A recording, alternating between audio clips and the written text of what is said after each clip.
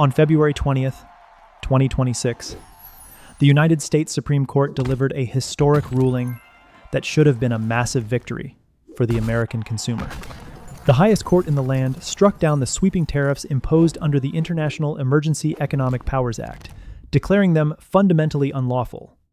According to estimates published by the Wall Street Journal and analysts at the Penn-Wharton budget model, the federal government had illegally collected an astronomical $175 billion. Basic legal logic dictates that this money, which was passed directly to you through higher prices at the checkout counter, should be refunded. But what happened next is a masterclass in political misdirection and financial sleight of hand. Within hours of the Supreme Court decision, the administration triggered Section 122 of the Trade Act of 1974, immediately slapping a new 10% global import surcharge on international trade, with active threats to raise it to 15%. They simply swapped one legal justification for another, using an obscure Cold War-era provision meant to fix balance of payments deficits, entirely ignoring the massive capital inflows that balance our national ledger. And what about your refund? United States Treasury Secretary Scott Bessent openly stated on national television that refunding the money would be a logistical nightmare, bluntly suggesting that the American people will likely never see a dime of that $175 billion. Here at Prism News, I have to ask you to look closely at this paradox. You are told the justice system worked, yet the invisible tax remains, and the Treasury keeps the loot. I want to know your thoughts. Do you believe this new trade war strategy actually protects domestic industries? Or is it just another mechanism to drain the middle class? Let me know in the comments below. But this legal shell game is only the first domino to fall. The true danger lies in how this tariff shock is colliding with a global energy crisis, creating a perfect storm that is currently blinding the most powerful financial institution on Earth. Stick with me, because what is happening behind the closed doors of the Federal Reserve this week will directly impact your savings. While Washington plays a high-stakes game of tariff whack-a-mole, a terrifying reality is unfolding in the Middle East that is directly draining your bank account.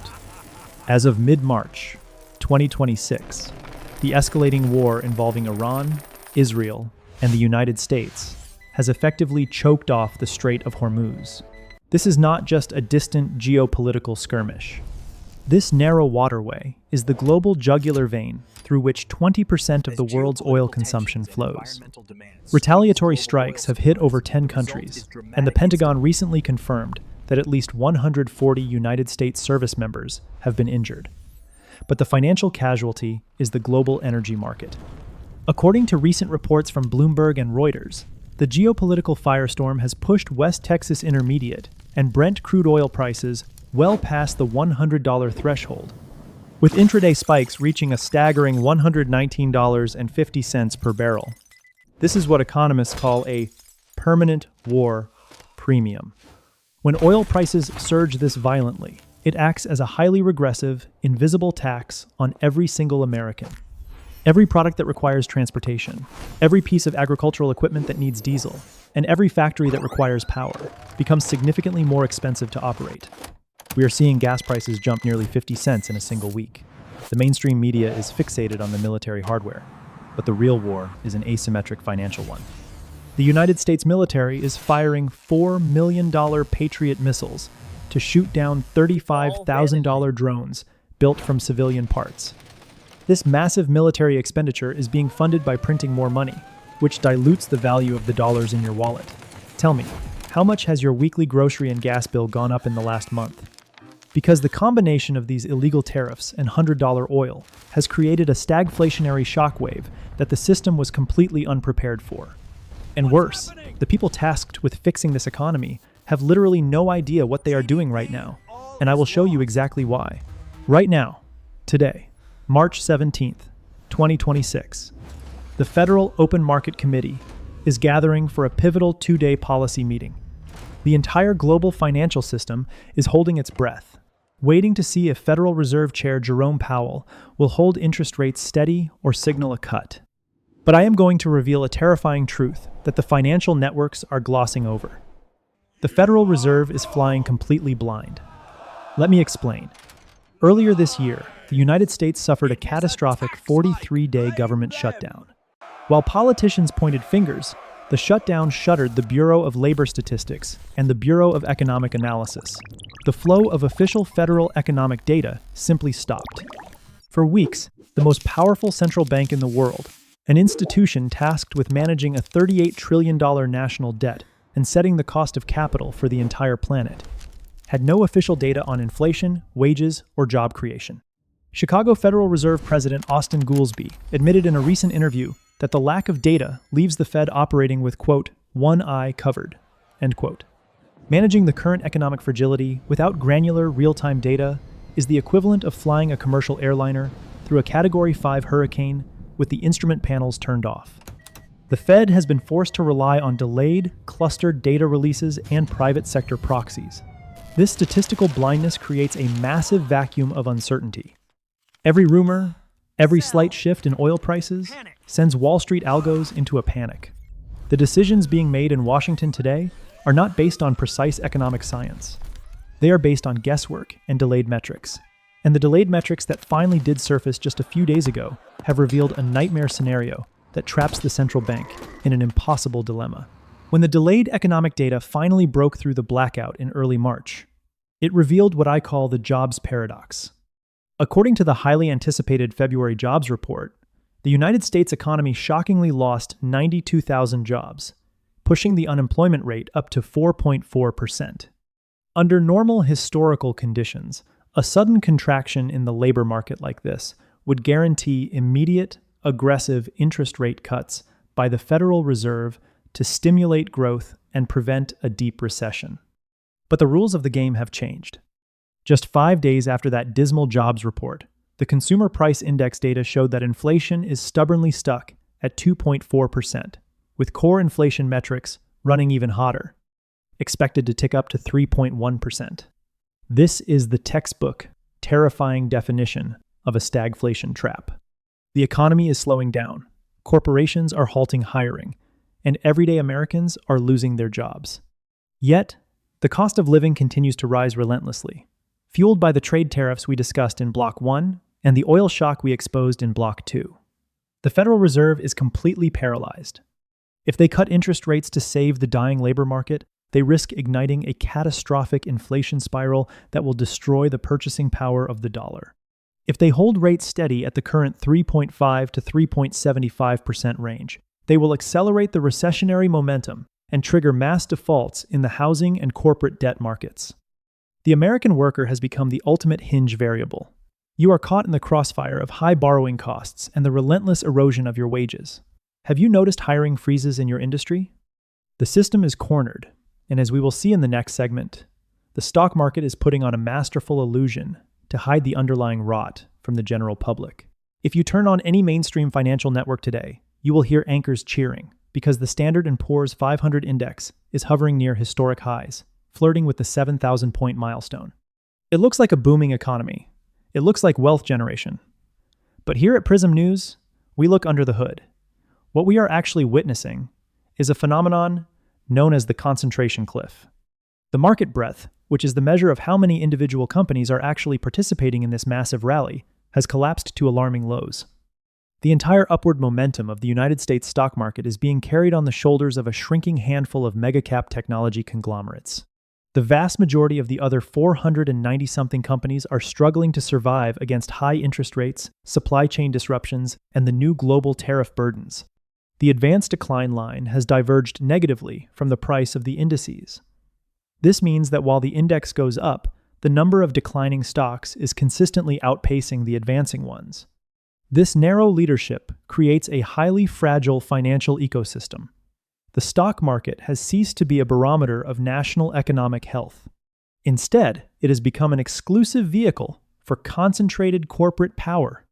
If the few tech pillars supporting the index experience even a slight correction, the lack of a broader safety net guarantees a structural, cascading collapse. This is an illusion of wealth designed to keep retail investors complacent while the smart money positions itself for a massive technological shift. And the epicenter of that shift, the very reason those few tech stocks are holding up the world, is happening right now in San Jose, California. Prepare yourself, because the next phase of this economic transition involves the permanent replacement of the human workforce.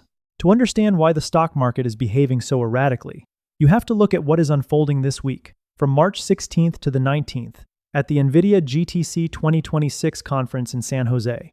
While Washington argues over unconstitutional tariffs and the Federal Reserve gropes in the dark for delayed inflation data, Chief Executive Officer Jensen Huang just unveiled the future architecture of global economic production. During his keynote, Huang previewed a staggering number, indicating that procurement orders for their new Blackwell and Vera Rubin systems will exceed $1 trillion before 2027. Let that sink in. $1 trillion is flowing out of the broader economy and directly into artificial intelligence infrastructure.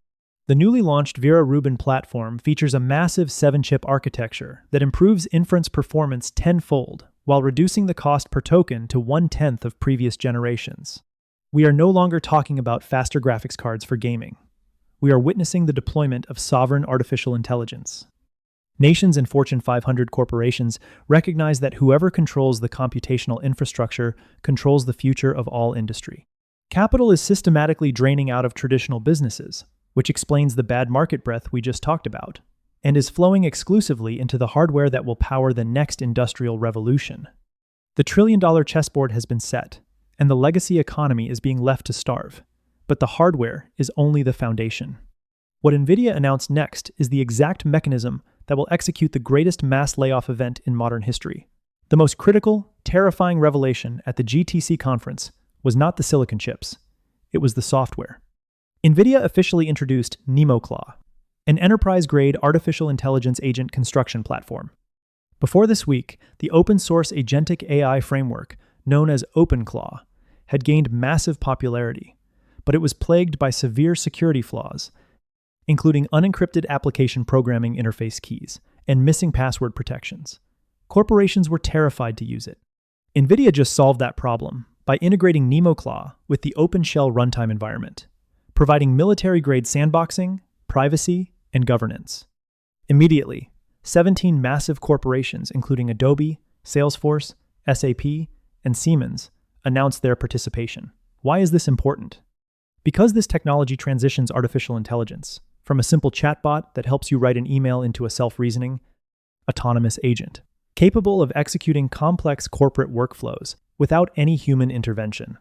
Nemo provides the secure guardrails required for massive enterprises to fully automate their operational infrastructure. This is the operating system for the autonomous enterprise. It is specifically designed to replace entire departments of human workers, accountants, logistics managers, data analysts, with tireless, infinitely scalable digital agents. This is no longer science fiction. The software is live, the security protocols are in place, and the corporate elite are rushing to adopt it. Are you worried that an autonomous agent could learn your daily tasks and replace your position within the next 2 years? Because the blueprints for your replacement have just been finalized. If you think the transition to autonomous agents will take decades, you are completely misreading the timeline. The displacement is happening right now, this very week. In the exact same time frame that Nvidia launched its agentic platforms, Meta executed a ruthless, transparent corporate strategy that serves as the blueprint for the new economy. Meta announced the layoff of 20,000 human employees. Simultaneously, in the same breath, they signed a staggering $27 billion computing power contract to acquire more artificial intelligence infrastructure. People go out, machines come in. It is that simple, and it is that brutal. The white-collar workforce is now facing the exact same mass displacement that blue-collar manufacturing experienced in the 1980s and 90s. Corporations have realized that in an environment of high inflation, sticky interest rates, and geopolitical chaos, silicon is infinitely more reliable and profitable than carbon. The billions of dollars saved on human payroll are not being passed down to consumers in the form of lower prices. That capital is being redirected straight into the trillion-dollar chessboard to purchase more servers and more autonomous software. It is the ultimate corporate efficiency loop, and the human worker has been entirely factored out of the equation. The middle class is being squeezed by stagflation on one side and technological obsolescence on the other. While the United States cannibalizes its own middle class through inflation and automation, our geopolitical rivals are playing a completely different game. The conflict in the Middle East is accelerating a structural shift in global dominance. For decades, the arrangement was simple. The United States provided military security in the Gulf, and in return, oil was priced in United States dollars. That security umbrella is now cracking. The United States has struggled to control the Strait of Hormuz, bleeding billions of dollars in asymmetric warfare. Meanwhile, countries heavily sanctioned by the West are utilizing ghost fleets, ships with disabled tracking devices, to sell billions in oil to Asia. Even more shocking, reports indicate that while United States and allied vessels face millions of dollars in maritime insurance premiums or are blocked entirely, Russian and Chinese ships are granted safe passage through the chaos. Iran has even indicated a willingness to let tanker traffic resume if oil is transacted in Chinese renminbi. This is the new mercantilism. Our rivals are securing cheap, uninterrupted energy to fuel their industrial base, while the American consumer foots the bill for a trillion-dollar military apparatus that can no longer guarantee the free flow of commerce. The global economic order is fracturing, and the United States dollar is facing the most severe threat to its hegemony in modern history. The world is de-dollarizing right under our noses, masked by the daily noise of political theater and tariff battles. When you connect all these data points from March 17th, 2026, the true nature of the system is undeniably clear. The government distracts you with a Supreme Court victory, only to reinstate the exact same invisible tax through a loophole, ensuring you never see your $175 billion refund. The Federal Reserve is mathematically blind, trapped in a stagflation nightmare, while the labor market bleeds. The stock market flashes record highs, but it is entirely propped up by the very artificial intelligence conglomerates that are building the infrastructure to automate your job away. So, what is the smart money doing? You might think gold is the ultimate safe haven, but even gold has faced a paradox this month, retreating to the $5,000 range. Why? Because the severe liquidity crunch and the expectation of higher for longer interest rates force institutional investors to liquidate good assets just to cover margin calls. The traditional financial shelters are compromised by the sheer scale of this macroeconomic distortion. Here at Prism News, my goal is to give you the unvarnished truth so you can prepare. You must look past the mainstream narratives. You need to structurally defend your portfolio against stealth inflation, evaluate your career trajectory in the face of agentic artificial intelligence, and recognize that the system relies on the silent, perpetual transfer of your wealth. Stay vigilant, question everything, and keep your eyes on the data, not the drama. I am your host at Prism News, and I will see you in the next investigation.